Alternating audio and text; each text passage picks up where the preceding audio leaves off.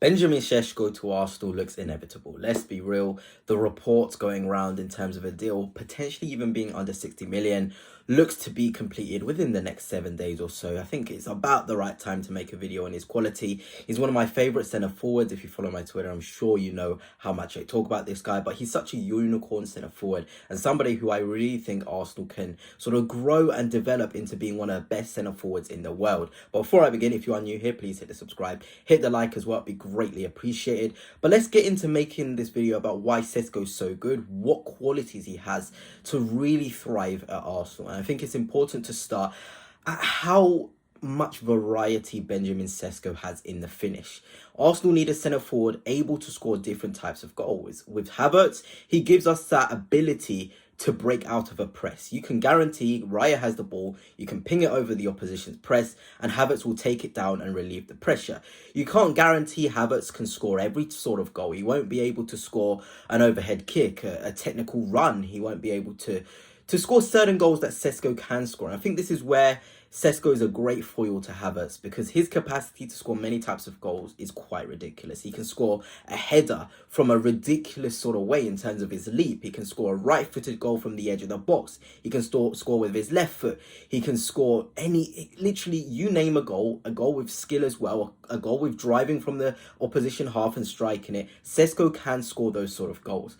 And Arsenal need that. Arsenal are a better team with a centre forward with the capacity to finish in various different ways.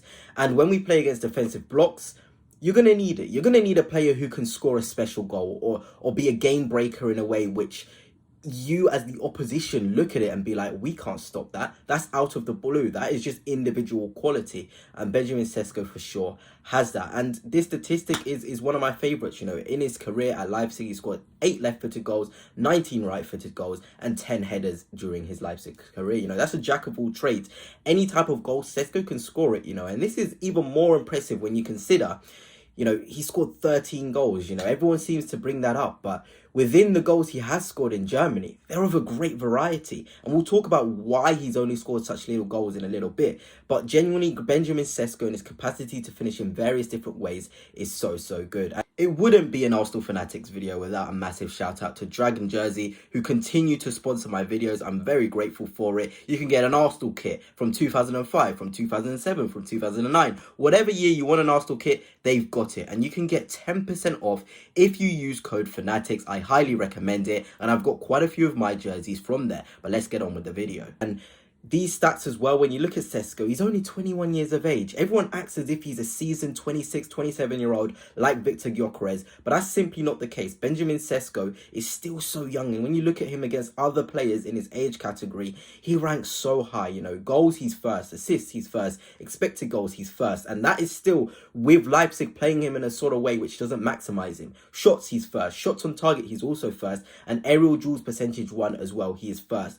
And I can tell you for a fact, Sesko is not good using his body. So the fact he's still first in this category should scare you. It should make you feel like, damn, this guy is good. He's able to be first in these categories against centre forwards his age and still not be as refined and still have those raw parts of his game. It genuinely is very impressive. And when we're looking at Sesko, the unicorn things like this, you know, I know it's just a simple video, but him being able to jump to the length of Cristiano Ronaldo's header should be a sign to how good of an athlete he is. He's in the top bracket of centre forwards. And I know the title says something like the next Zlatan, the next Haaland, but genuinely with his technique, with how tall he is, the way he's able to coordinate his body at times, for a 6'5" guy, this should not be possible. It genuinely should not be possible. And I'm not saying Sesko is the best player in the world. I'm not saying Sesko is going to come in and score 45 goals for Arsenal Football Club. But I am saying, if you're a scout, if you're a manager, and you're looking for a striker,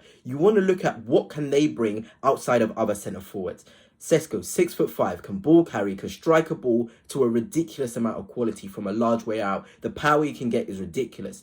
He can head, he can score with his left foot, he can score with his right foot, he can score driving with the ball. He has all the elements of a top unicorn centre forward, and that should definitely excite Arsenal fans. And I know it's frustrating. You'd love Isak. Everyone would love Isak. But don't let your love for Isak get in the way of your appreciation for the talent that we have at hand with Mr. Benjamin Sesko. And I'm going to show you this graph here, which shows the final third different makers. And massive shout out to Wanalyst on Twitter. He's very, very good with all of these metrics and all these diagrams in regards to attackers.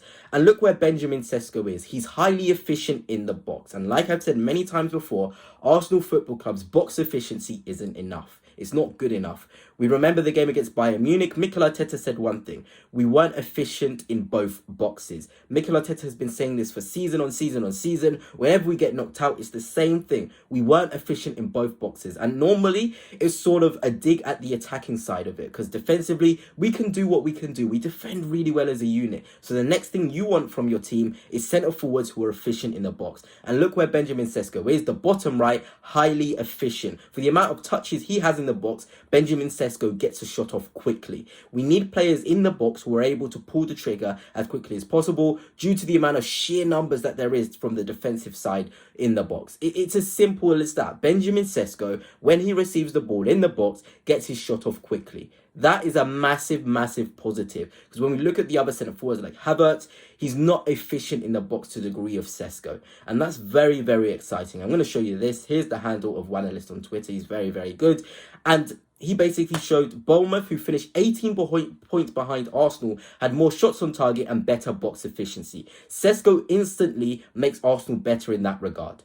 Box efficiency, Sesko, tick. And that's massive in terms of how many times we play against teams which sit in a defensive block. To have somebody as efficient as Sesko in the box in terms of taking shots, managing to get shots off, being a zone dominator is so, so good. It genuinely is. And for him to be that well and high in the metrics for centre forwards in box efficiency at such a young age when he's still raw is genuinely a positive thing. And here is another thing in terms of centre forwards and how he ranks against other under 23 centre forwards. It's his shot frequency up against how good of a finisher he is. And you don't need to be too smart to see he's in that right-hand top right bracket where he's a killer. One of the elite young centre forwards. There's a lot of good names in there as well. Benjamin Sesko lands there. So with the shots he has in the box, he's quite efficient. He genuinely is quite efficient. And this gives me the opportunity to talk about it. Sesko, he does play at times as somebody who